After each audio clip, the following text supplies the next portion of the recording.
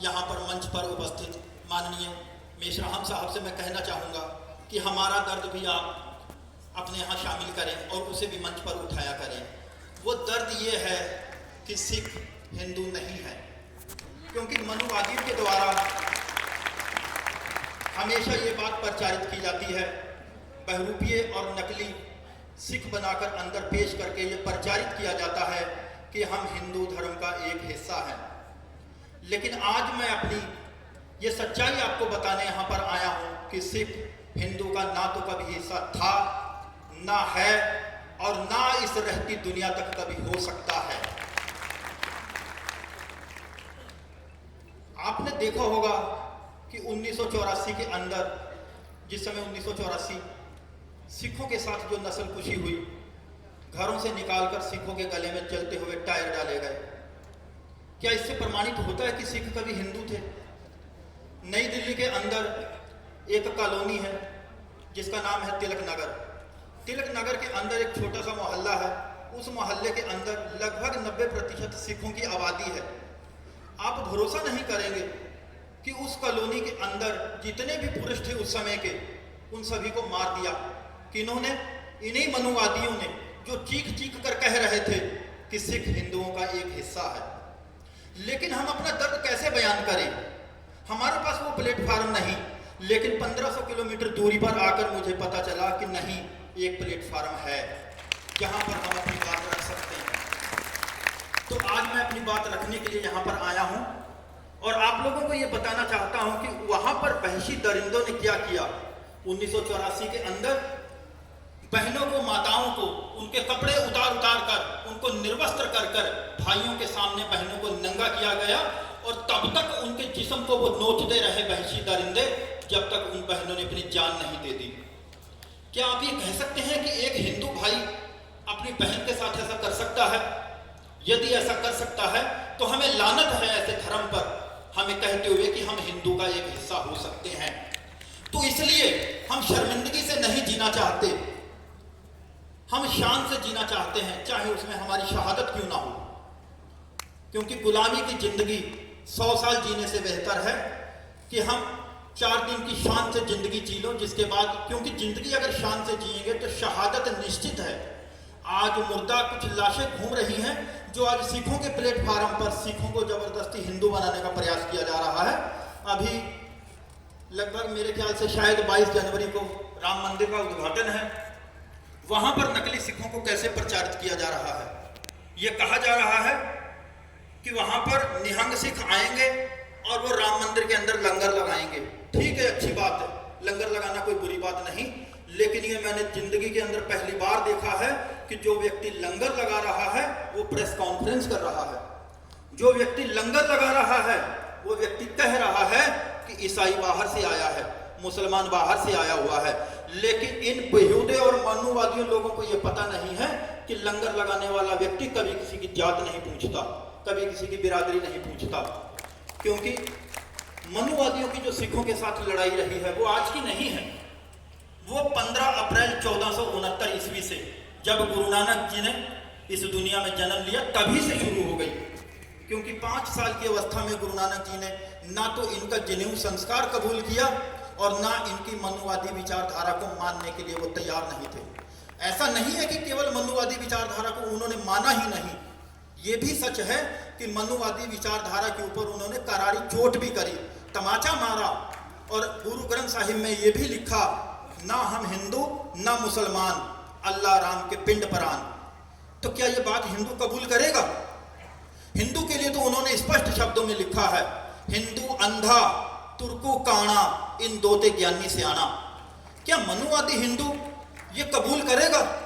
क्या वो गुरु नानक जी को कभी कहेगा हिंदू है?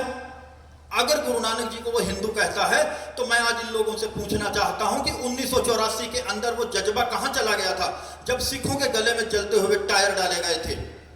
अगर वाकई में हम हिंदू हैं तो एक बार जरा कह दो कि इंदिरा गांधी का कत्ल हिंदुओं ने किया था।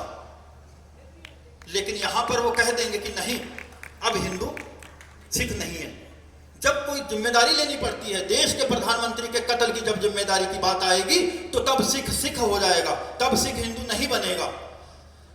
आज आपको ये बताना चाहता हूं मैं इस मंच के माध्यम से कि इस भारत की धरती पर केवल 2 प्रॉफिट ऐसे हुए हैं जिन्होंने केवल एक भक्ति का मार्ग ही नहीं दिया बल्कि एक बहुत बड़ी क्रांति लेकर आए हैं। वो एक थे तथागत बुद्ध और दूसरे थे गुरु नानक जी। तथागत बुद्ध को इस मनुवादियों ने तो भारत से बाहर का रास्ता दिखा दिया है। हजारों मठों को तोड़ दिया गया, उनकी संस्कृति को तहस नहस कर दिया गया, ग्रंथों को जला दिया गया, लाखों बौद्ध भिक्षुओं का कत्ल कर दिया गया। लेकिन अब उनकी निगाह गुरु नानक की विचारधारा पर है। मैं सिर्फ आप लोगों को ये बताने आया हूं, शायद आप लोगों की ये जानकारी में ना हो कि सिख धर्म कोई अलग नहीं है। वो आप ही मनुवादियों के खिलाफ लड़ने के लिए आप ही मूल निवासियों का एक धर्म है, मूल निवासियों की एक विचारधारा है। इन्हीं मूल निवासियों में से आज से लगभग 300 साल पहले 1699 ईस्वी को श्री गुरु गोबिंद सिंह जी ने आनंदपुर साहिब की धरती पर एक वो सम्मेलन तैयार किया था जहां पर इन्होंने इस मनुवादी की बनाई हुई विचारधारा के ऊपर कठोराघात किया था। उन्होंने जिन लोगों को ये अनटचेबल कहते हैं, शूद्र कहते हैं, अति शूद्र कहते हैं और नीच कहते हैं, जो छूने के लायक भी नहीं है, गुरु गोबिंद सिंह जी ने उन सबको अनटचेबल लोगों को एक पंगत में इकट्ठा करा और खंडे बाटे की पहल उनको पिलाई।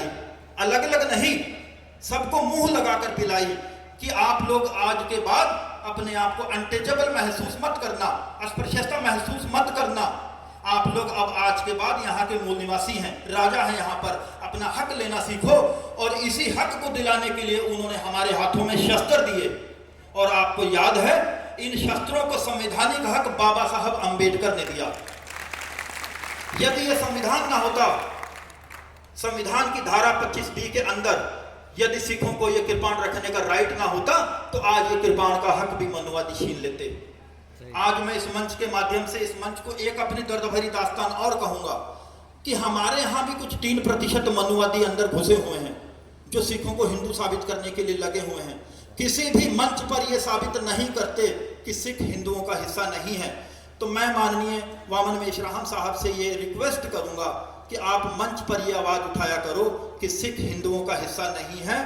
धारा 25B जिसके अंदर सिखों को हिंदू धर्म का एक हिस्सा कहा गया है। जब ये सोचने वाली बात है कि कभी धर्म का हिस्सा धर्म नहीं होता, धर्म का हिस्सा उपधर्म तो हो सकता है, लेकिन धर्म का हिस्सा, हिंदू धर्म का हिस्सा सिख धर्म, जैन धर्म, बौद्ध धर्म ये कदापि नहीं हो सकता। धड़ाधड़ संविधान के अंदर जब संशोधन हो रहे हैं तो एक ये संशोधन करने की भी जरूरत है ताकि हम इस मनुवादी मकर जाल से बाहर निकल सके। हमें सिर्फ संविधान के अंदर इसी संशोधन की जरूरत है।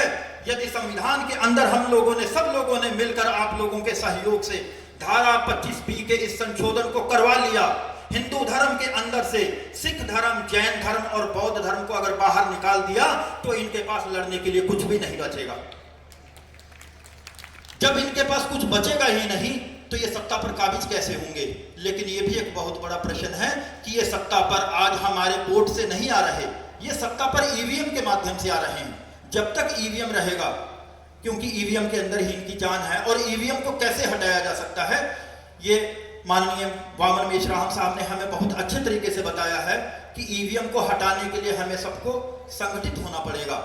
और हमारे अंदर जो मनुवादी लोग हैं, यहाँ पर मुझे पर्ची मिल चुकी है, लेकिन मैं थोड़ा सा अनुरोध करूंगा कि इतनी दूर से अपनी दर्द आप लोगों को बताने के लिए आया हूं, मुझे 2 मिनट और दिए जाएं। आप लोगों से क्षमा चाहता हूं।